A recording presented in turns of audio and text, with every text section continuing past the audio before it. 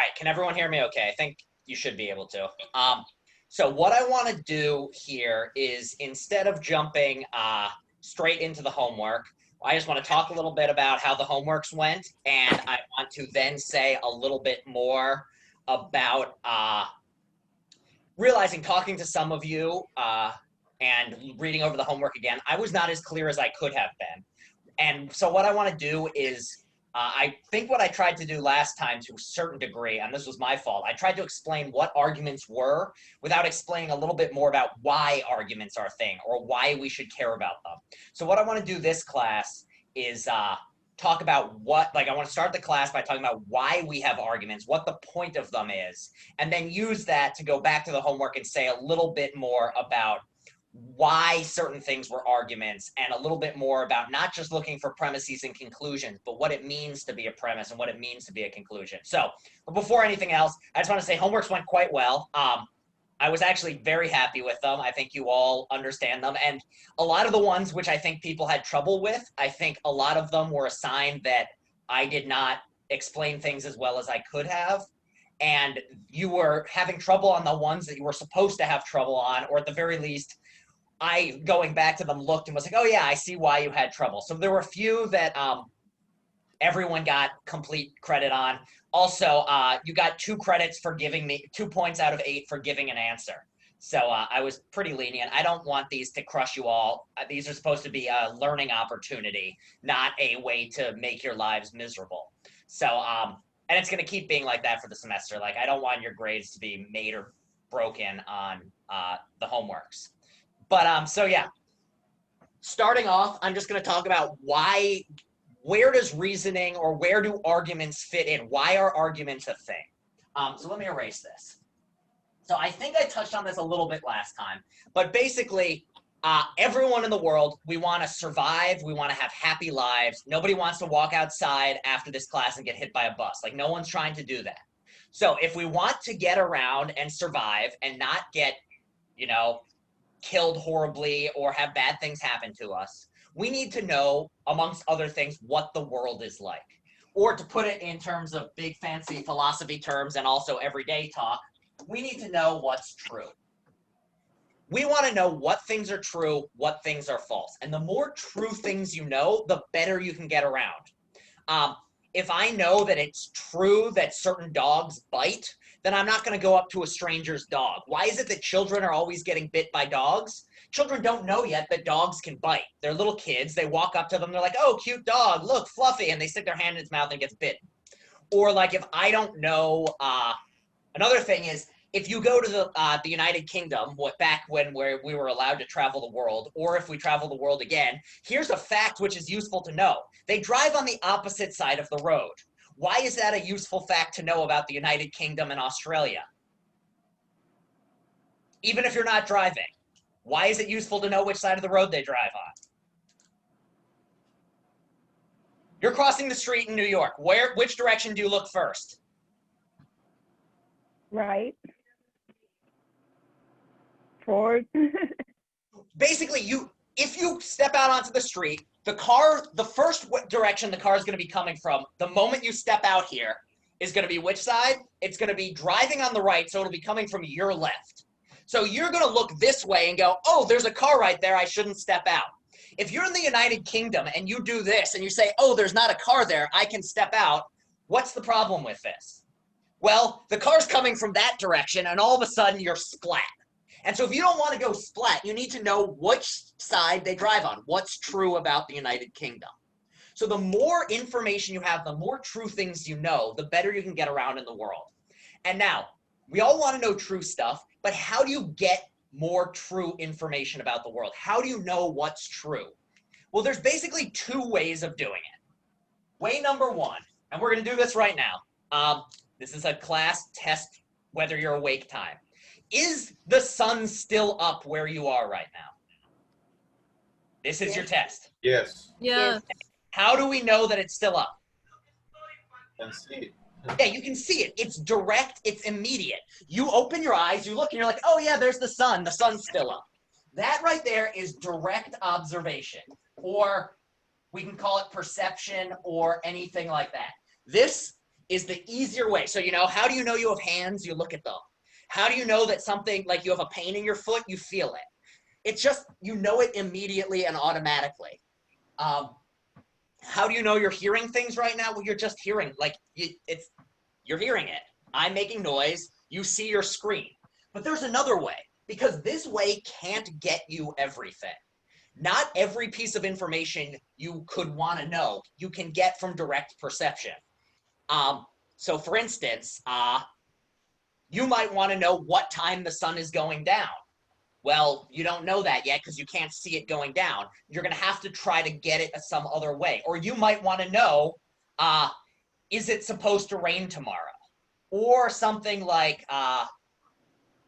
which congressional district do I vote in? Or should I get a dog? These are all things that you can't just look into your soul or so what's the other way you do this? Well, there's one other main way of getting information, and that's to take the information you have and from that information, draw more conclusions about it. And this is what fancy philosophy term is reasoning.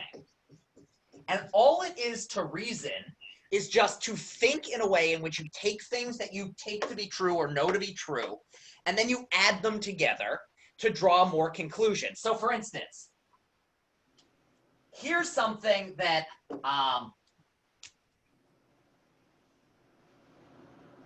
here's something I know. I know it's light out. Also, I know that if it's light out, McDonald's is still open. And then I can reason, I want to know, can I go to McDonald's right now? And I know whenever it's sunny, every time, McDonald's is open whenever it's sunny. That's just the way McDonald's is. They close really late. I don't know what time it is right now. Time's whatever. I see it's sunny. I know McDonald's is still open. And I know McDonald's is still open. Or I don't know if McDonald's is still open. I know McDonald's is always open when it's light out. I see it's light out. So I might draw, I might reason. And from this, I can go to McDonald's right now.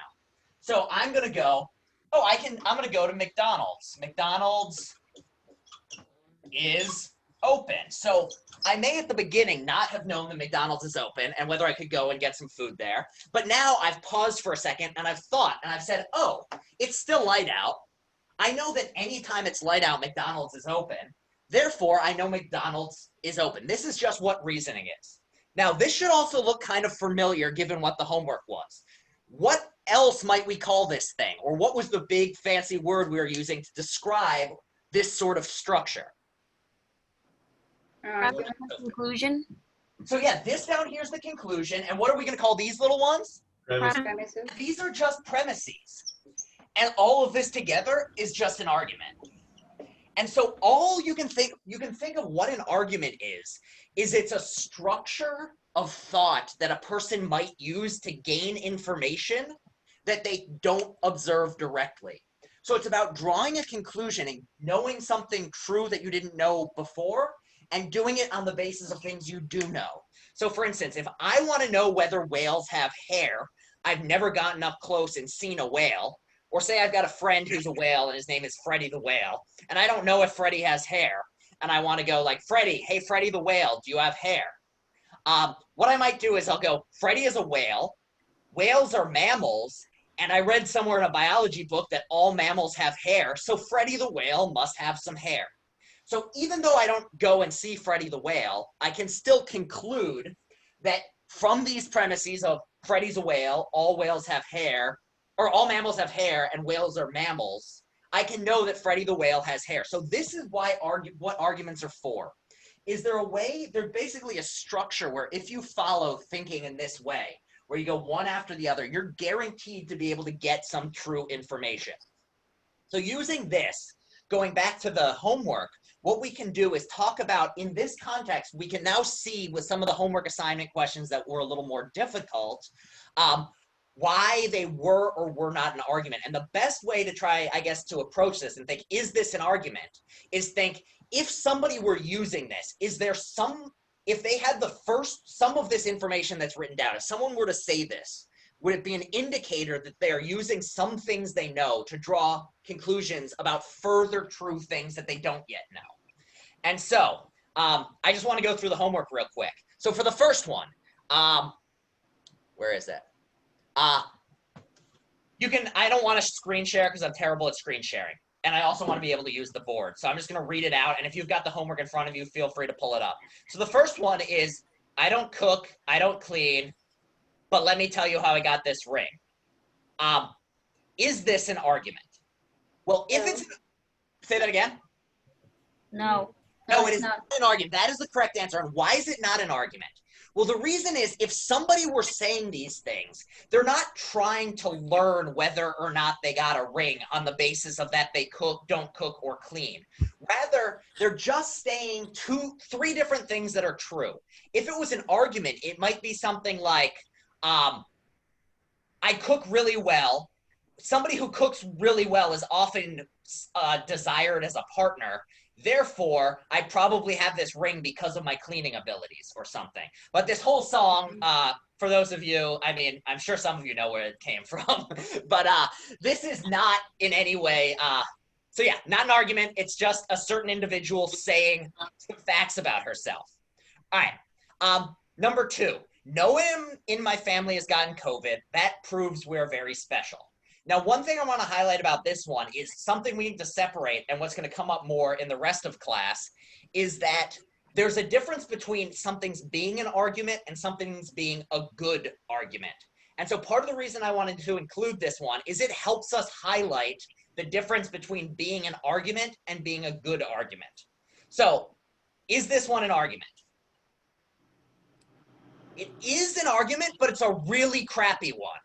The reason it's an argument is because you can imagine someone saying something like, the reason I know my family is special is no one in them has gotten COVID.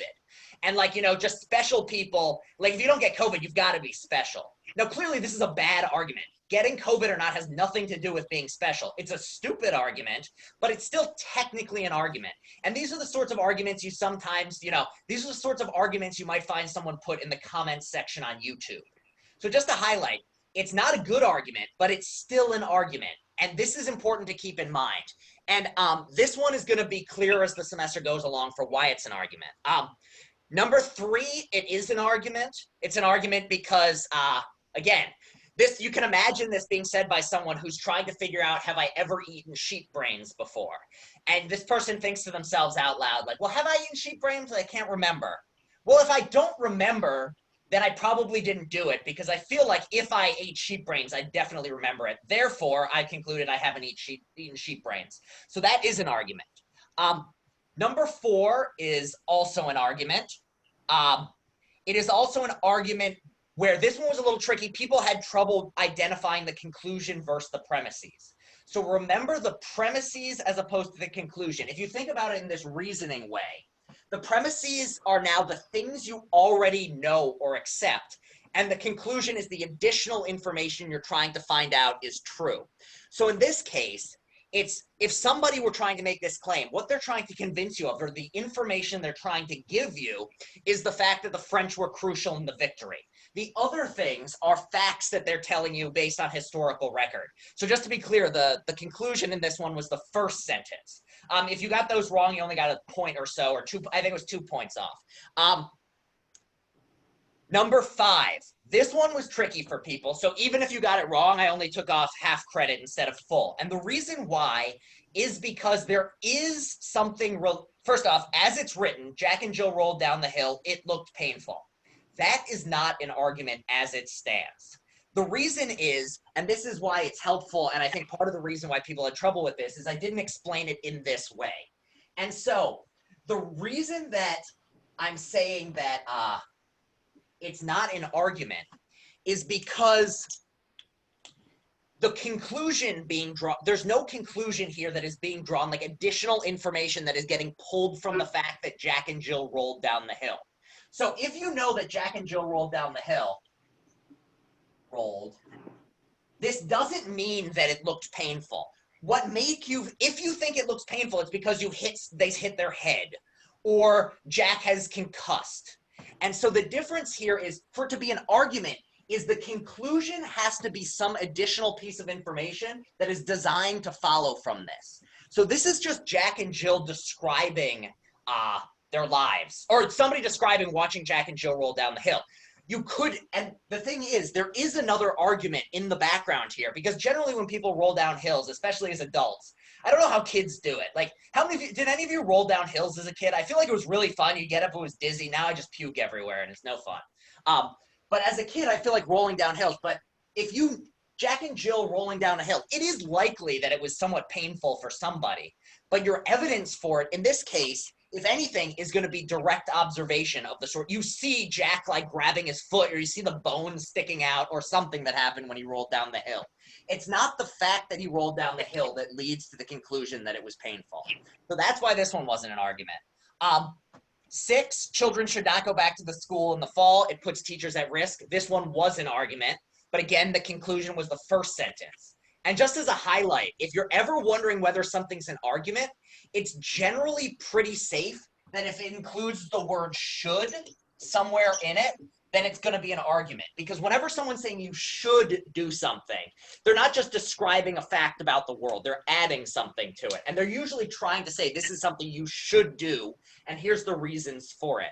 So your mom isn't just walking around and being like, the walls are blue, you should clean your room, as if like, you know, they're just facts. No, your mom thinks there's reasons you should clean your room. And the reasons you should clean your room are things like, I'm tired of looking at all your crap, or I tripped over it when I was cleaning, or something along those lines. I'm happy to say every single person got 7 right.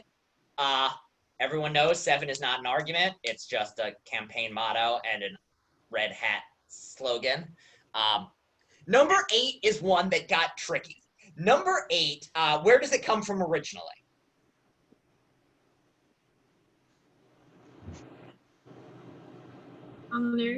Ariana Grande? Yeah, it's an Ariana Grande lyric. As she uses it, everyone got an 8 on this question.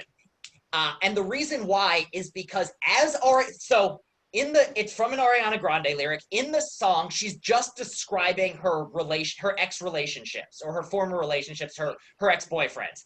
In it, she's just stating facts about it.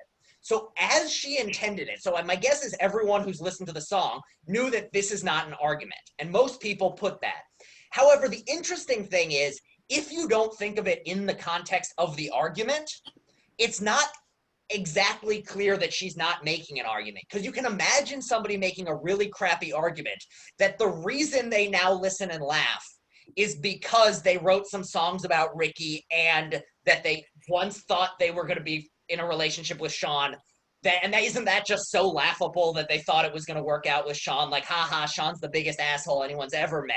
Like, ha ha ha. So in that sort of case, and so some people wrote in like, because I don't know who Sean or Ricky are, I can't really tell whether this is an argument. And because of that, I was like, you're right, this wasn't a great question. So in the actual song lyrics, not an argument, but, and this is a fun thing, written words, very different from spoken words. It's a lot easier to tell what someone's talking about. This is why how many of you have gotten in a text fight not realizing the other person was being sarcastic and you thought they were insulting you?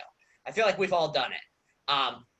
Or you sent an email to someone that you thought was like really nice, and then they were like, what the hell? Why did you say that to me? And you're like, oh, I did not mean it like that. So in this case, when it's written down, it's less clear what Ariana's talking about. Number 9, just about everyone got right. The Yankees won. It is an argument. It's trying to argue that they're the best franchise. And 10, I know everyone. Well, 10, there were 2 ways of getting it right. One was to say it's not an argument, and the other is to say it is an argument, with the conclusion being that it rained last night. And this is another one where it helps show that sometimes in written words, it's not always clear what is an argument and what isn't.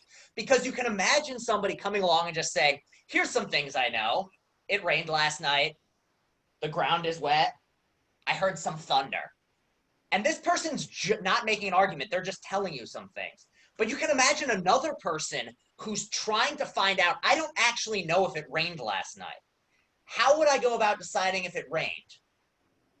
Well, let's see. I heard some thunder, and the ground, I see it's red. So it must have rained last night. So in this way, as I described it, it could be an argument. It could not be an argument. So basically everyone got full credit on this one. All right, are there any more questions on the homework? I'm happy to go over them, like we've got a little extra time, but I just hopefully, oh yes, I need to post the WhatsApp. Also, if you look in the chat right now and you haven't joined the WhatsApp group of everyone talking to each other and getting help on homework and things, Kiara just put it in the chat, and I forgot to post it last week, but I do have it. So, and I will not join it, so feel free to trash talk me all you want. Any other questions on the homework? And hopefully, I think everyone did quite well. And again, this is one homework out of 6, and the lowest grade gets tossed. And I don't think anyone got below no one in this class, I think, got below a B. So do not stress about the homework. I was happy with how you did, especially since I didn't teach it as clearly as I could have. And again, the homeworks aren't worth stressing about. All right. We doing okay? We good? Everyone? Yes, all right. Professor, thank you. Absolutely. All right. Now what I want to do for the rest of class is talk about the main topic for today, which is separating reasoning in general and arguments in general from good arguments. Because reasoning is only helpful to you. You can only join or learn true things if you're doing it well. And so what we're going to talk about today is what goes into good reasoning.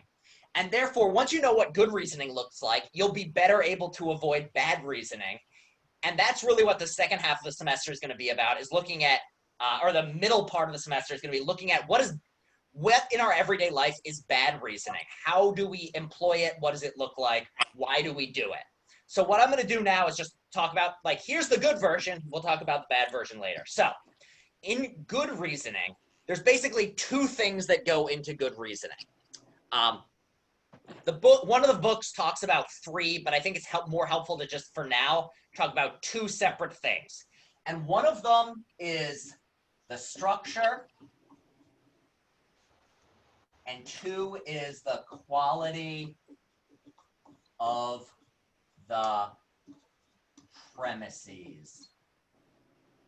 True or at least very likely. So, these are the 2 things that go into good reasoning. Good reasoning is reasoning that you are going to reason in a quality structure, and you're going to follow along and follow certain rules. And we're going to talk about what those general rules are and how you know that something's has a good format, how it doesn't, etc. And then we're going to talk about the quality of the premises. And whether the quality, what is it that makes premises good or bad? And so basically, there are a bunch of different rules that you can follow for structure, but I just generally want to give you all the general gist of how can you tell whether a structure is good or bad, or even what defines a structure that's good or bad. So we'll talk about structure first and then move on to the quality of the premises and how you decide whether your premises are good or not. So, all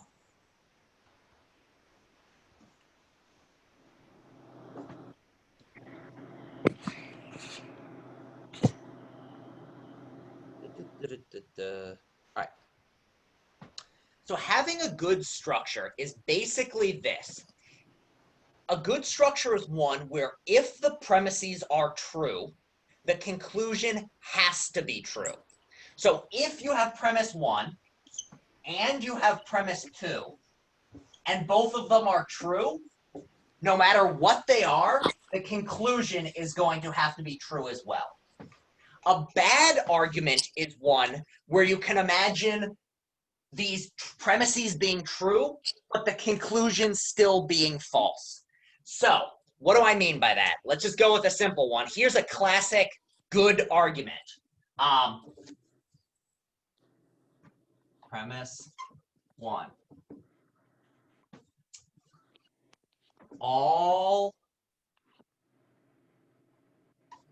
parrots can fly. 2.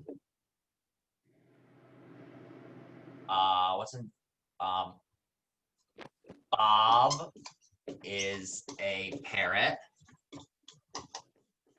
Conclusion, Bob can fly. So this is a good argument because if you accept 1 and you accept 2, then in some sense you have to accept 3. If you meet someone and they're like, all right, I believe all parrots can fly, and I believe that Bob is a parrot, but I don't believe Bob can fly. I don't believe it, and I won't stand for it. What's the correct response to this person? What do you do if this person's saying this?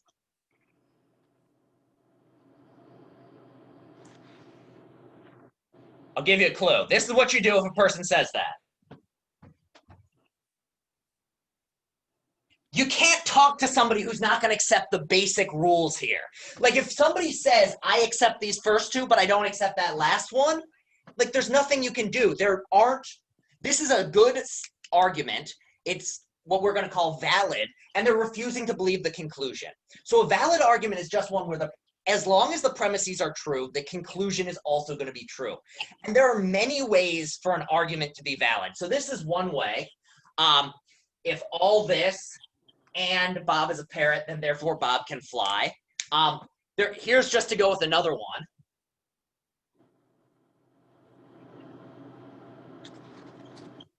Either I'm human or an evil, I can't write, robot.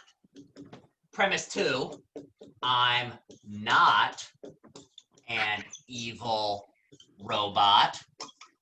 What's the conclusion that can be drawn from this? Shouldn't be too difficult. I'm saying either I'm a human or I'm an evil robot. But I'm not an evil robot. Kiara? Human. You're a I'm a human. human. The conclusion here is I'm a human.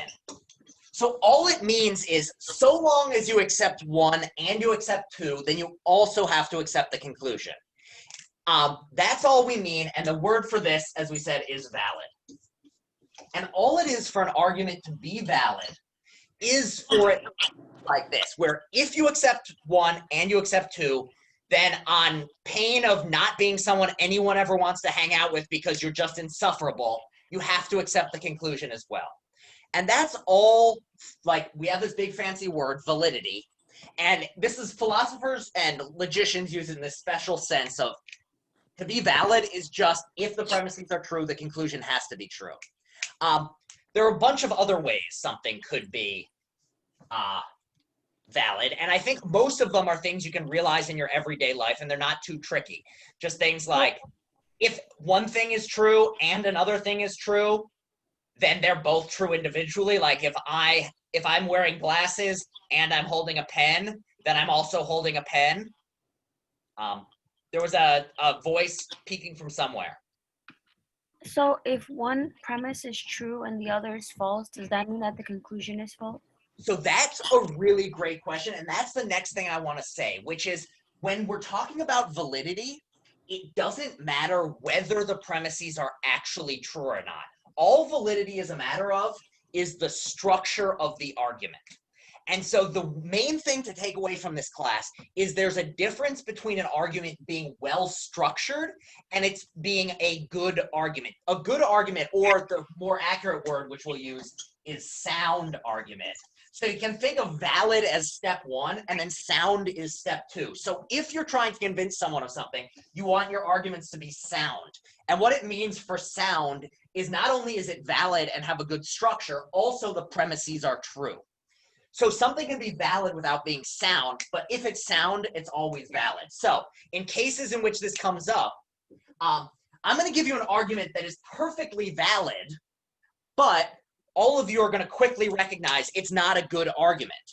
It's going to not be sound. And this is going to highlight the other part of what goes into good reasoning. And this has to do with the premises.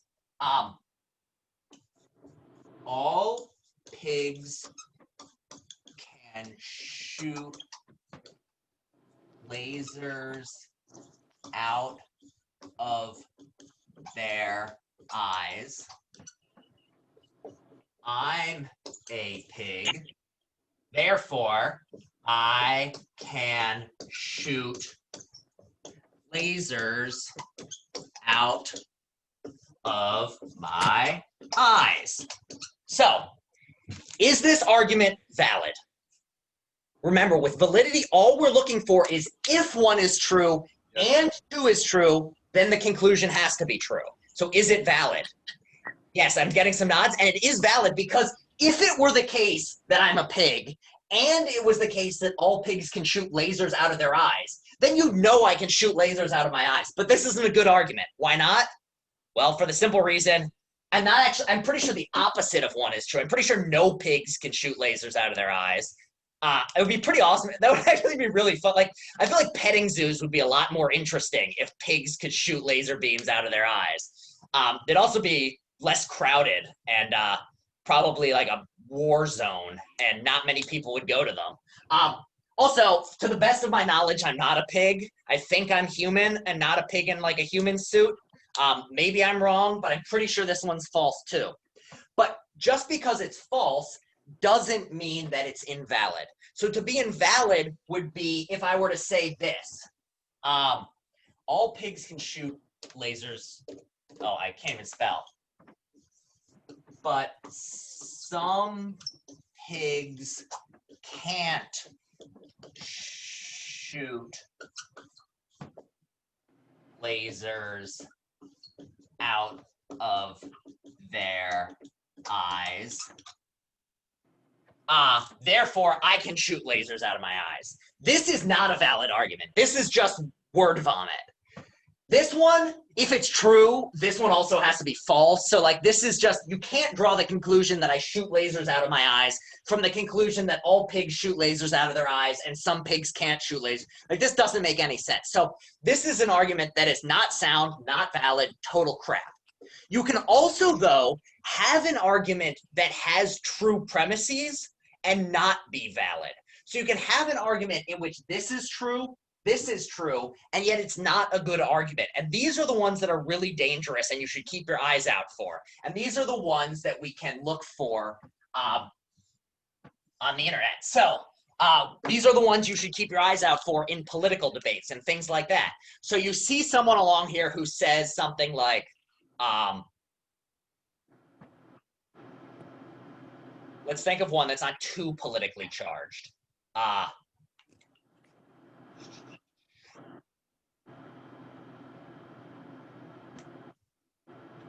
Here's an invalid but true argument.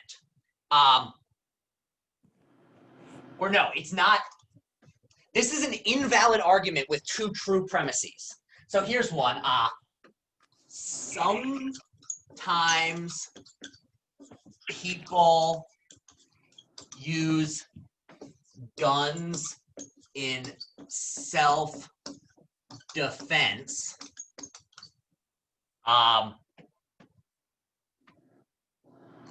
John shot his neighbor with a gun. Therefore, John shot his neighbor, or John was using a gun in self-defense. So does everyone understand why this is, well, you can imagine that these two are true. It is true that my neighbor John shot our other neighbor Steve with a gun. And it is sometimes true that people use guns in self-defense. That is a fact. Sometimes guns are used in self-defense. But just because the premises are true doesn't mean that that means John acted in self-defense. So how else could John have been acting? He could have just, run into the yard. Not every single use of a gun is in self-defense. So what John's doing here, even if it's true that John shot his neighbor and sometimes people act in self-defense, that doesn't mean that this person was acting in self-defense. Or to take another one, this is a classic case that was used in the last election. There was this conclusion, there was a jump from illegal immigrants from Mexico, like one particular illegal immigrant from Mexico just so happened to kill someone. And then there was this jump to, therefore, all illegal immigrants are criminals. And that right there was a logical leap that was invalid. It is not, you can't go from one person did something illegal to everybody did something illegal. That's one where even though the premise was true, like it was true, there was a particular person who just so happened to be an illegal immigrant who happened to kill somebody. But you don't get to, so we could write this out as an invalid argument from, say, I don't know, so and so shot someone, so and so was in the US illegally. And so there is a valid conclusion you could draw on this, which is there is one person who was in the country illegally who shot someone. But of course, what happened in the election is there was this jump in an invalid way to all people who are in this country illegally are murderers. And so murderers. So this is another way in which this was true and this was true, but there was a logical jump. And that's another way in which an argument can be invalid, is this can be true and this can be true, but it's still possible for this one to be false. And also, whether this is true or false has nothing to do with one, or, I mean, if this was false, this would have to be false. But these two can still be true with this one being false. Does that make sense to people? I hear something of a voice somewhere. Yeah. Keisha says how all this social rest is sparked. Yeah. One of the major things is that people jumped to these conclusions on the basis of small samples. And this is something we're going to be coming back to much later in the semester, is just why is it that we are so prone? Like, you can imagine, like, the reason it's very obvious why this argument's wrong. This is claiming everyone, but I'm sure every one of us has met somebody who is in this country undocumented who did not kill anybody or shoot anybody. Like, the vast majority of people of any background, any legality status aren't shooting people. Like, that's just a fact. If a high percentage of people were shooting other people, we wouldn't exist anymore. We'd all be dead. So any sort of argument where you start from one person and jump to a grand conclusion is generally invalid.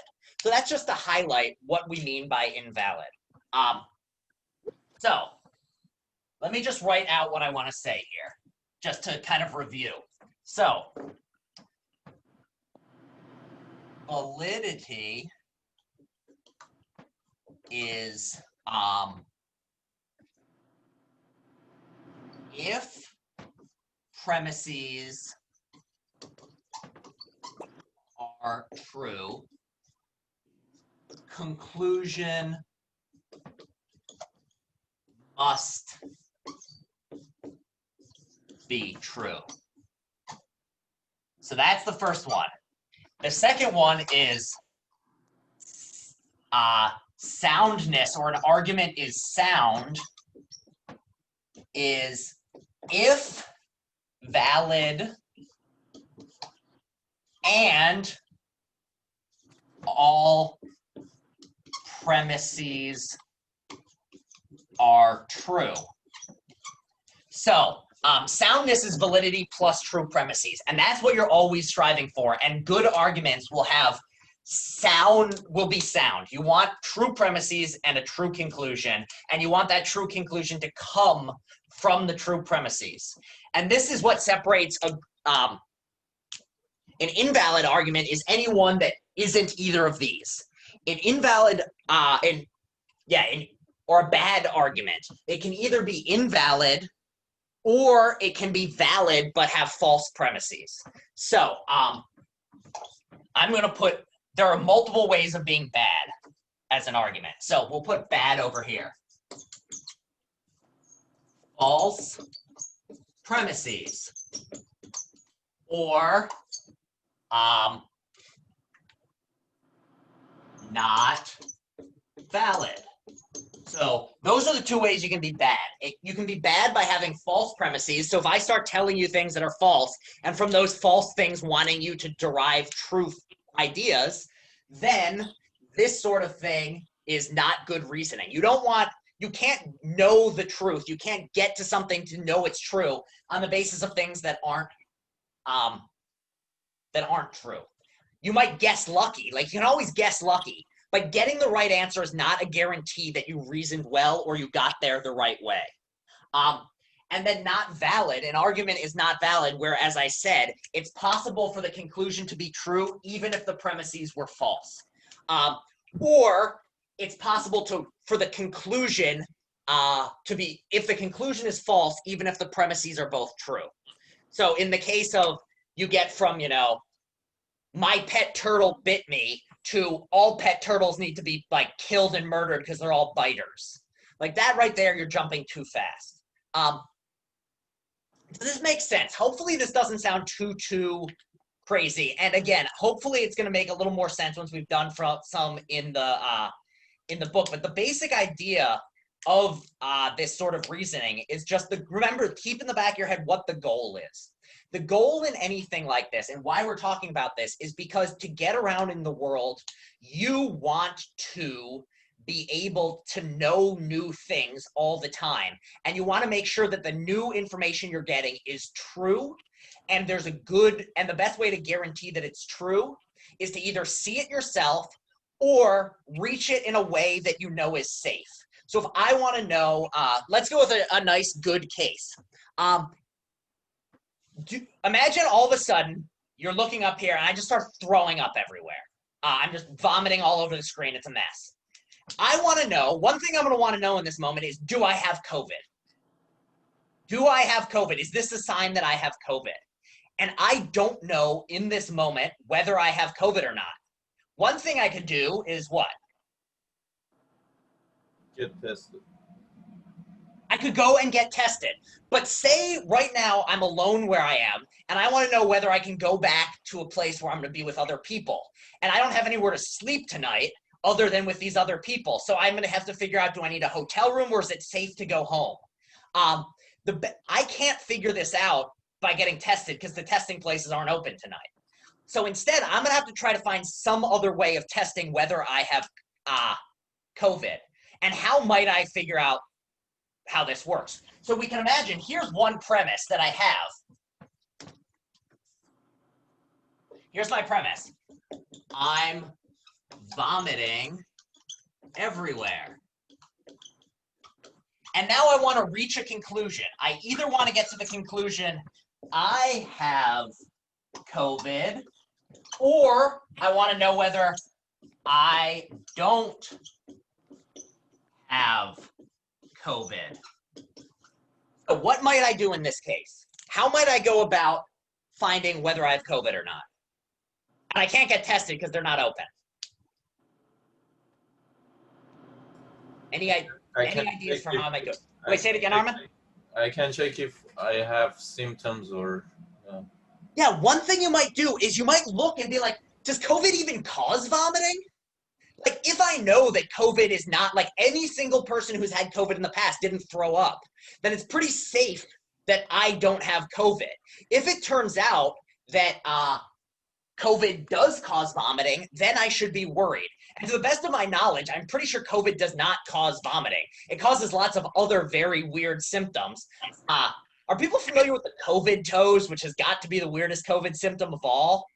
So COVID toes is basically, there was a very small percentage of people with COVID who their only symptom was for 2 weeks, they had really, really itchy feet. Like their toes got a little rash. And that was their only symptom and they cleared up. And no one's quite sure why, but yes, COVID toes are a thing. But pretty sure vomiting is not. So here's my argument. I'm vomiting everywhere. But here's another premise.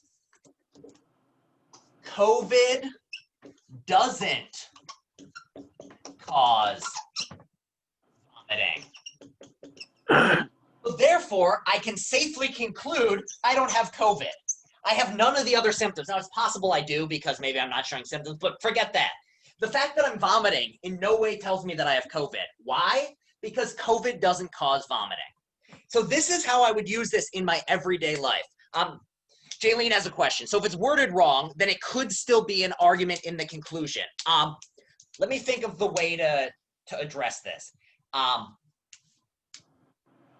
something can still be an argument if the conclusion is false. It can't be a sound argument if the conclusion is false. It's also possible for the conclusion to be true and not to have anything to do with the premises. So this is an invalid argument where even though the premises are both true and the conclusion is true, this is not a valid argument.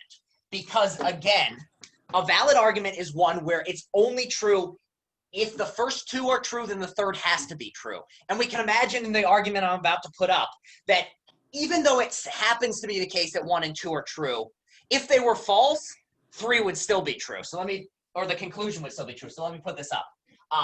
1, my left foot is bigger than my right. 2, I'm right-handed. Conclusion, I like cheese. So, all these things are true, but this is not a good, valid argument. Why? And I'm not even sure, like, I guess you could say this is just a terrible argument, but the fact that I like cheese has nothing to do with 1 and 2, even though 1 and 2 are true. My left foot is a full size bigger than my right foot. I am right-handed, but even though these two are true, this isn't a valid argument because whether or not I like cheese has nothing to do with this. If I were to take like a knife right now and chop off some of my toes so that one's no longer true, it's still going to be the case that I like cheese. Or say I discover I eat cheese tonight and throw up everywhere and never want to eat cheese again, then these two aren't going to change. So it's only a valid good argument when they're connected in some way, where the truth of this one changes in relation to these. So if all of a sudden my left foot is bigger than my right, or so we could go with this one. My left foot is bigger than my right.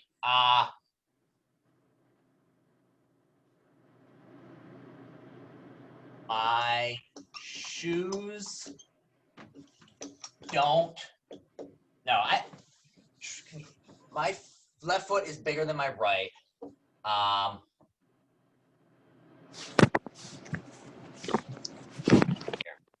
right. This is making a bit more sense. Sorry, I'm just going to leave this one because my brain just went blank and I need a sip of water.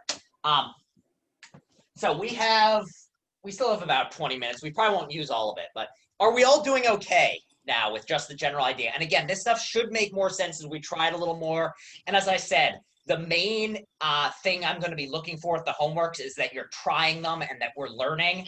And so I will never be grading these hard.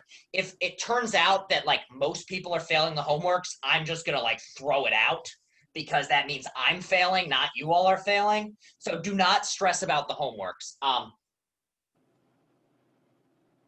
And if you're having trouble with it, email me. We can have office hours. We can chat. And also, based on what I saw with the first homeworks, I was pretty content with all of you. I think you all did a nice job. All right, there's one last thing I want to talk about.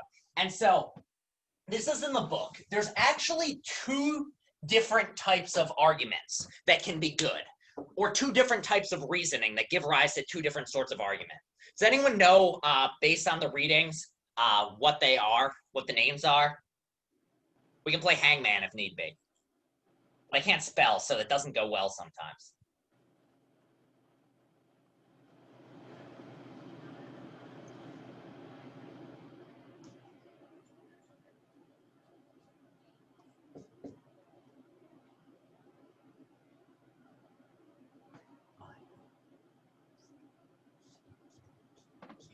All right. So there's 2 different ways that an argument can be good. One of them is this word here, and this is the one we were just talking about. But there's another way for reasoning to be good reasoning, and it's this one here.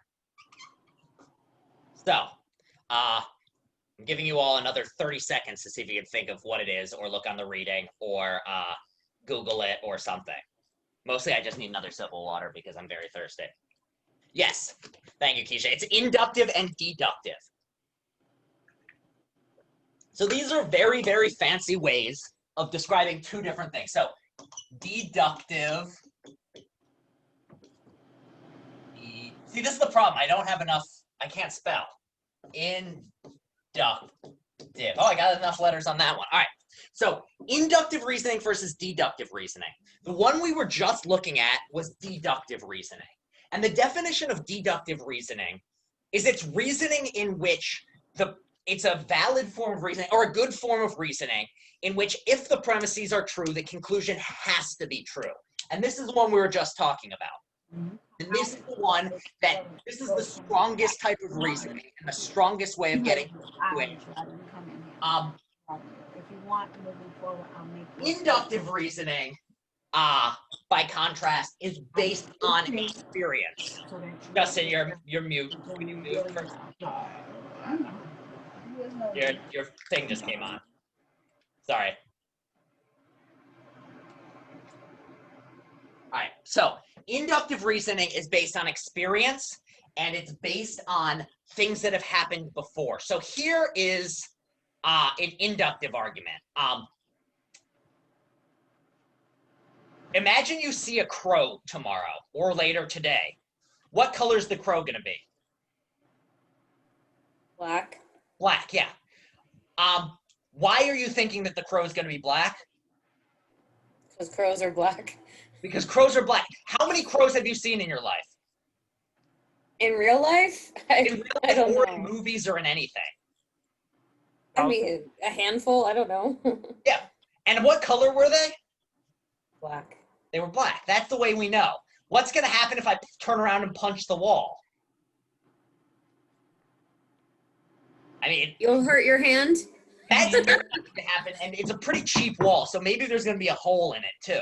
And how do I know this? Yeah, it's because I have experience. Like, I'm sure at some point, like, I've whacked my hand on a wall. I think I probably got mad once and punched a wall and it hurt. And so I know that, and that's all an inductive argument is. An inductive argument is one in which you take particular things you've observed in the past and use it to draw conclusions about the future. So you might, in the crow case, yesterday I saw a crow and it was black.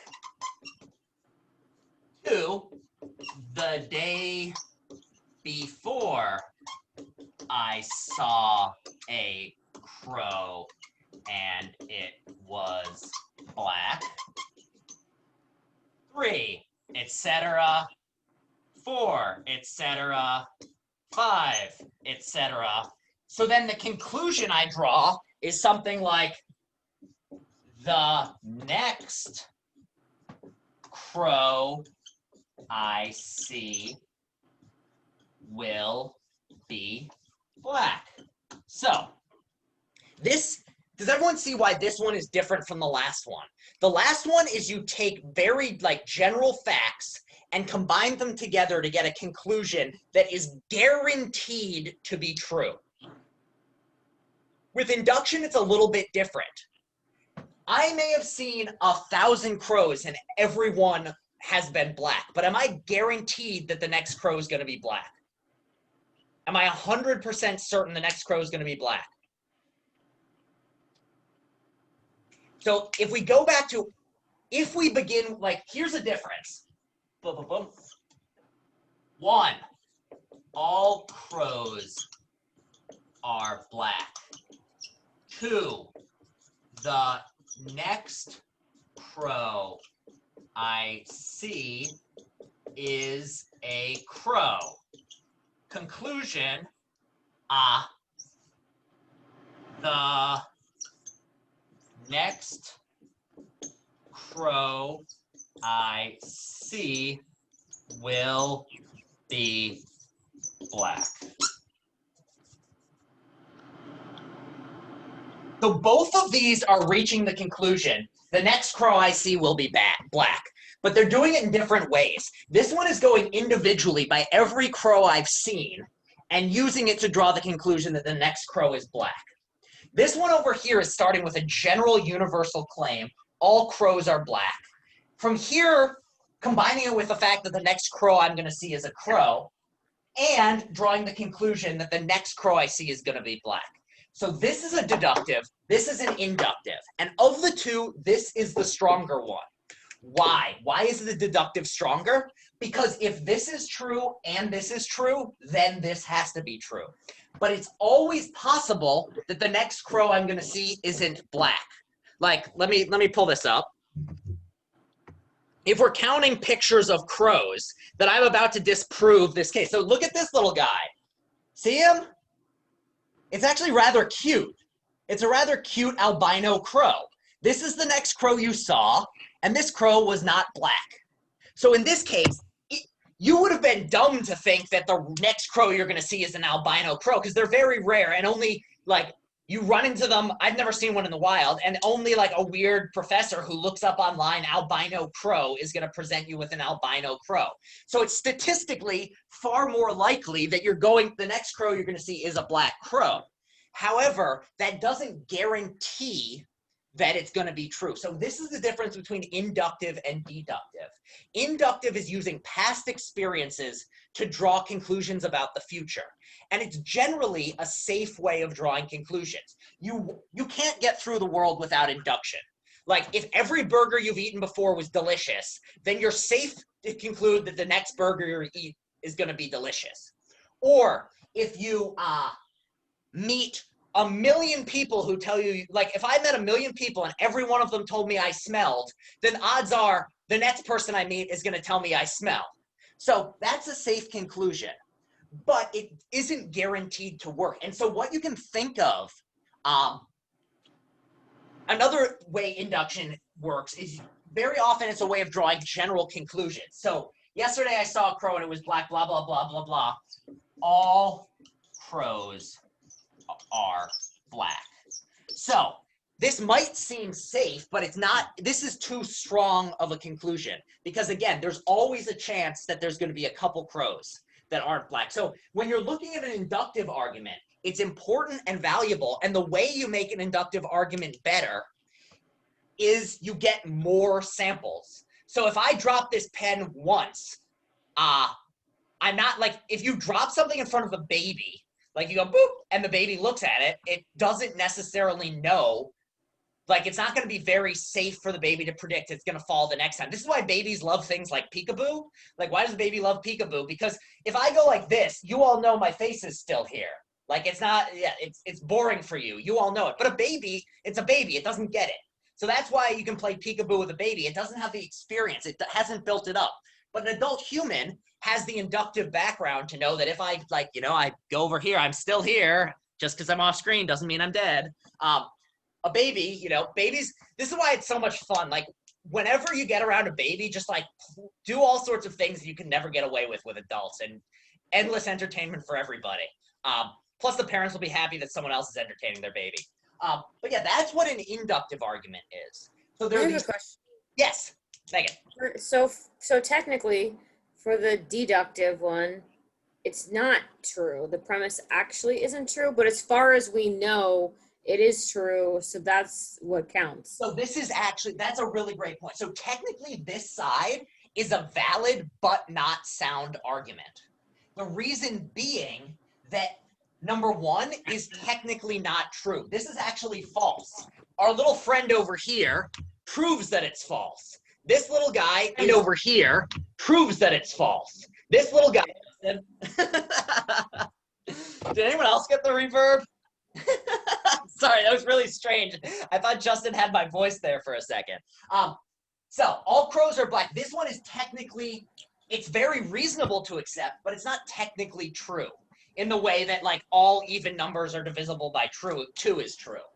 So this is a valid argument where if this was true and this was true, this has to be true. But Megan, you're 100% correct that it's not sound because technically speaking, one is false. Our little friend proves that fact. Over here, though, this is still, and the word for an inductive argument that's good is cogent. So an inductive argument that has a lot of cases and every single one of them has gone a certain way is a cogent inductive argument. And hopefully this stuff will make a little more sense as we go through during the semester. But this is kind of just learning our toolkits. Did that help with your question, Megan? Yeah. Okay. I want to make sure I'm responsive. But at any point during the semester, you ask a question and I'm not responsive, or I don't like give you the answer, just be like, Professor, that didn't answer my question. But yeah, this is a case in which what we just said is, even though this is a valid argument, it's not a 100% good argument. And this helps us see that just because an argument is valid doesn't necessarily mean it's sound. And so to make sure, anytime you come across an argument and you want to know whether you should draw the conclusion and you're guaranteed that it's going to be true, you need to go and look at the premises. And what we'll be doing for the rest of the semester later on is looking at how do we go about these premises and make sure that things which we think are true really are. And what are some of the ways in which we might be tricked into thinking things are true when they are not? Any other questions? Because that mostly covers what I wanted to cover today. Anybody else? And again, with any of the homework stuff, feel free. I'm going to post it tomorrow once I go through and make sure all the questions are less confusing than the last round. And if at any point, make sure to just like email me. And if it's something like, Professor, we're having trouble with this one, I don't like know what you're looking for, that's fine. Like, don't worry about, I'm here to help. We should be good to go. And just send me an email, be like, I have no idea what you're talking about here. I don't know. I'm having trouble with this. And if you want to meet face-to-face, do a Zoom call, we can do that. My Mondays are clear. My weekends are clear, so we can definitely find time. And you also know that the time when we usually be meeting, I was required, like, I have that free too, because originally we were going to meet twice. So also, if you wanted to meet during that time to talk, there are plenty of times. We'll work something out. Anything else? Or are we good for today? All right. Well, then have a really, really great time with the rest of your evening. And I will see you all next week and hopefully talk to you all before then. Have a good one. Have a great day. Have a good Bye, one. Professor. Professor. Bye. Bye. Hi, Professor. Bye, Professor.